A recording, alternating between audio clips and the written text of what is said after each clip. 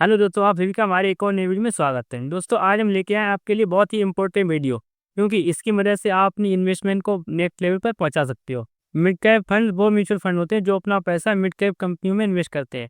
Mid cap कंपनियां कौन सी होती हैं? जो ऑलरेडी ग्रोइंग स्टेज में होती हैं और जिनका मार्केट कैप 5,000 करोड़ से लेकर 20,000 करोड़ रुपए तक होता है। अगर आप लॉन्ग टर्म में इन्वेस्ट करने की सोच रहे हैं तो आपके लिए मिड कैप म्यूचुअल फंड बहुत ज़्यादा स्ट्रॉन्ग चॉइस हो सकते हैं, क्योंकि आपको पता होगा कि मिड कैप कंपनियां ना तो स्मॉल कैप होती हैं और ना तो लार्ज कैप होती हैं। आपको पता होगा कि निफ्टी प्रेजेंट टाइम पे अगर 13 से 14% का रिटर्न एनुअली देता है। भाई, अगर स्मॉल कैप कंपनियां देखी जाए ये 30 से 35% का रिटर्न दे सकती हैं। तो आप अगर 2025 में इन्वेस्ट करना चाहते हैं तो इसके लिए हमने आपके लिए 5 म्यूचुअल फंड सेलेक्ट किए हुए हैं। और 5 म्यूचुअल फंड को हमने अलग अलग कैटेगरी के हिसाब से सिलेक्ट किए हुए हैं, लेकिन ये सारे mutual fund mid cap stock के हिसाब से होंगे। तो चलते हैं अपने मोबाइल स्क्रीन पर, जिसमें आपको एक एक करके हम सारे म्यूचुअल फंड को ये डिटेल डिस्कस करेंगे। दोस्तों, मैं अपने डीमेट अकाउंट में लॉगिन कर चुका हूँ। यहाँ से मैंने एक्सपेंस रेशियो के हिसाब से अपना 5th नंबर का म्यूचुअल फंड सेलेक्ट किया है। ये भी हमारा मिड कैप का है। यहाँ से हमने एक्सपेंस रेशियो पे क्लिक किया तो ये सबका दिख रहा है Kotak emerging equity sector funds. तो इस पर हम क्लिक करते हैं। इसका एक्सपेंस रेशियो दिख रहा है वो 0.36%। हमने इसका एक्सपेंस रेशियो के हिसाब से क्यों सिलेक्ट किया हुआ है? जैसे एक्सपेंस रेशियो वो होता है जो अब जैसे हम 1,000 रुपये अपने म्यूचुअल फंड में इन्वेस्ट करना चाहते हैं, एक SIP मंथली होगी, तो 1,000 का 0.36% हो गया 3.6 रुपये। तो ये 3.6 रुपये काट के जो बचा पैसा है वो हमारा म्यूचुअल फंड यूनिट है वो इन्वेस्ट करती है। इस हिसाब से अगर देखा जाए तो मंथली का 3.3 रुपये हमारा कट जाएगा इसमें। और बचा हुआ है 996.4, ये हमारा इन्वेस्ट होगा। इसका अब अंत से डिटेल देखते हैं। सबसे पहले हम देखते हैं इसकी रिटर्न वर्सेस कैटेगरी, मतलब इसका रिटर्न कैसा है और इसकी कैटेगरी वाले और हैं उनके हिसाब से कैसा है। जिसको आपको दिख रहा होगा कि हाई है, इसमें और अंदर जाके देख सकते हैं। इसका आपको दिख रहा होगा 3 साल का रिटर्न है पर एनम 24.11%, और 5 ईयर का इसका रिटर्न है 28.62%। इसका एक्सपेंस है annual maintenance fees charge by ये फंड, ये अभी हमने आपको बताया था कि 3.6% है। इसका एक्सेस रिटर्न ओवर इंडेक्स, ये बहुत ज़रूर हो सकता है, क्योंकि इसका और जो इंडेक्स है इसका बेस BSE निफ्टी 150 जो कंपनी होती है उसका इसका इस इंडेक्स होता है। इसमें से आपको दिख रहा है 3.4%, उससे ज़्यादा इसने रिटर्न दिया है। सेकेंड चीज़ में क्या देखनी होती है? रिस्क, और इसका एवरेज भाई कैटेगरी के हिसाब से देख सकते हैं। तो इसका रिस्क आपको दिख रहा होगा एवरेज। इसमें क्या चीज़ हमें पता चलती है? देखो, risk versus return versus risk 2.64% का ना higher number means investor higher risk, मतलब थोड़ा ज़्यादा रिस्क है इसमें। लेकिन आप इसको देख सकते हो कि इसने कंसिस्टेंटली हर साल 13.31% का रिटर्न दिया है। इसका फंड साइज आप देख सकते हो कि 50,627 करोड़ है, मतलब ये बहुत ज़्यादा है। और इसको फंड को 12 साल हो चुके हैं। इसमें और हमें एक चीज़ और दिखाएं, ये हमने 5 नंबर पे क्यों सिलेक्ट किया हुआ? ये सबसे बेसिक है, इसमें कोई भी इन्वेस्ट कर सकता है, क्योंकि इसकी मिनिमम SIP है 100 रुपये से स्टार्ट होती है। बहुत सारे म्यूचुअल फंड हैं जिसकी SIP 500 1000 से SIP स्टार्ट होती है, लेकिन इसकी SIP है 100 रुपये से स्टार्ट हो जाती है। इसका नो लॉक इन पीरियड, मतलब आज इन्वेस्ट कर रहे हो तो कुछ दिनों के बाद इसमें विड्रॉ कर सकते हो। इसमें कोई ज़रूरी है कि 3 ईयर का लॉकिंग पीरियड, जैसे हम FD करते हैं ना, तो उसमें एक मिनिमम टाइम होता है कि हम 3 साल के बाद विड्रॉ करेंगे। तैसे ही इसका अभी आपको दिख रहा है BSE मिड कैप हो गया इंडेक्स। एक बात और बता दें कि जब भी आप अगर 1 साल के अंदर यूनिट को सेल करते हो, मतलब आज 1 तारीख है, 1 तारीख को आपने अगर बाय किया और इसको अगर लगभग दिसंबर या नवंबर में आप सेल कर देते हो, मतलब 2026 से पहले 1 साल कंप्लीट होने से पहले अगर सेल कर देते हो तो आपको 1% का चार्ज पे करना होगा। वहीं अगर आप 1 साल के बाद सेल करते हो तो आपको कोई चार्ज पे नहीं करना पड़ता है। इसमें से आपको देख सकते हैं कि 65 स्टॉक है और 10 सेक्टर्स में इन्वेस्टेड है। यहाँ से आप इसकी डिटेल देख सकते हो सेक्टर्स, जैसे इसमें टेक्नोलॉजी में 18.41%, इंडस्ट्री में 18.34%, बेसिक मटेरियल और आगे डिटेल टॉप होल्डिंग्स की आपको देख सकते हो।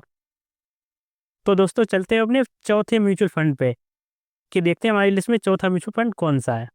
हमारी लिस्ट में चौथा म्यूचुअल फंड है निप्पन इंडिया का ग्रोथ फंड। यहाँ से आपको अभी दिखा सकते हैं हम, ये दिख रहा है आपको, निप्पन इंडिया का ग्रोथ फंड। इसका एक्सपेंस रेशियो पहले वाले से ज़्यादा है। इसका आपको दिख रहा होगा 0.79%, इसलिए हम उसको अपने चौथे पे सिलेक्ट किया हुआ है। इसका रिटर्न वर्सेस कैटेगरी आपको दिख रहा है एवर एवरेज, मतलब बहुत सारे लोगों से ज़्यादा ही है। इसका 26% का रिटर्न हो गया है 3 ईयर का। और 5 ईयर का 29.95% हो गया। और इसका ओवर इंडेक्स से 4.37%, मतलब इंडेक्स इसकी से उससे 4.37% ज़्यादा रिटर्न इसने दिया है, मतलब अपने इंडेक्स को हमेशा से बीट करता हुआ आ रहा है। और इसका रिस्क वैसी कैटेगरी एवं हाई, जब रिटर्न भी ज़्यादा तो रिस्क भी होता है। करने जितना ज़्यादा रिस्क उतना ज़्यादा रिटर्न होता है। रिस्क वर्सेस रिटर्न आपको दे रहा है 2.84%, और इसने कंस्टेंटली रिटर्न दिया है 14.37% विदाउट एनी रिस्क मैनेजमेंट के हिसाब से। अगर आपको देखा जाए इसका फंड साइज है 34,583 करोड़ रुपये इस फंड में इन्वेस्टेड है। और इस फंड की अगर एज देखी जाए तो 12 ईयर इसकी एज हो चुकी है। थोड़ा और इसकी डिटेल आपको दिखाते हैं। इसमें आप मिनिमम एसआईपी 100 रुपये से कर सकते हैं। अभी जो पहला म्यूचुअल फंड था, अभी हमने आपको दिखाया कोटक का, उसमें भी आप 100 रुपये से सिलेक्ट कर सकते हो, और इसमें भी आप 100 रुपये से एसआईपी स्टार्ट कर सकते हो। तो हमारे दो म्यूचुअल फंड हो गए जिसमें आप 100 रुपये से एसआईपी स्टार्ट कर सकते हो, और होंगे उसमें से 500-1000 रुपये की एसआईपी हो। लेकिन हमने ये 2 म्यूचुअल फंड इसीलिए सिलेक्ट करे हुए कि ज़्यादातर इन्वेस्टर छोटा छोटा पैसा इन्वेस्ट करना चाहते हैं, जैसे वो 100 रुपये कर सकते हैं, आराम से मंथली एसआईपी कर सकते हैं। इसलिए मैंने ये 100 रुपये का म्यूचुअल फंड सिलेक्ट किया है अपनी लिस्ट में। और इसका रिटर्न तो आपको पहले से हमने दिखा दिया है। इसमें एग्जिट लोड आपको दिख रहा है। इसमें एग्जिट लोड ये है कि 1 मंथ से आप पहले अगर विथड्रॉ करोगे, मतलब यूनिट सेल करोगे, तो आपको 1% लगा। पहले वाले में क्या था, उसमें 1 ईयर से पहले, इसमें 1 मंथ से पहले 1%, उसके बाद आपको 0%। कई ऐसा हो सकता है कि कभी-कभी हम इन्वेस्ट करना चाहते हैं, मतलब लंप सम के हिसाब से, और कभी कोई ज़रूरत पड़ जाती है तो हम उसको विथड्रॉ कर लेते हैं इमरजेंसी के हिसाब से। इसमें आपको दिख रहा हो कि 96 स्टॉक्स हैं और 9 सेक्टर्स हैं। इसमें भी आपको फाइनेंशियल सर्विस में 21.67%। और एक बात बता दें, हमने जो ज़्यादा से ज़्यादा म्यूचुअल फंड 5 सिलेक्ट किए हुए हैं, और उसमें 5 में से हमने ऐसे हिसाब से देखा कि अगर आप पाँचों में इन्वेस्ट करना चाहो तो पाँचों में कर सकते हो, क्यों इसके हिसाब से आपका पोर्टफोलियो डाइवर्सिफाई हो जाएगा। पहली बार में आपको दिखाया था, उसमें टॉप सेक्टर दूसरा था, इसमें टॉप सेक्टर में आपको फाइनेंस सर्विस आ गया। इसमें आपकी टॉप होल्डिंग्स देखो, पावर ग्रिड कॉर्पोरेशन, इनमें थोड़ा सा चेंज होता है। इस हिसाब से आपका ऐसा नहीं कि आप एक ही म्यूचुअल फंड में अपना सारा पैसा डाल दो। भले आपको ये मिड कैप है, लेकिन इसमें भी आपका डाइवर्सिफाई होना ज़रूरी हो जाता है।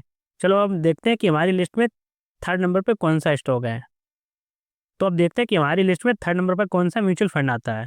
हमने थर्ड अपनी लिस्ट में सिलेक्ट किया इन्वेस्टमेंट इंडिया का मिड कैप फंड।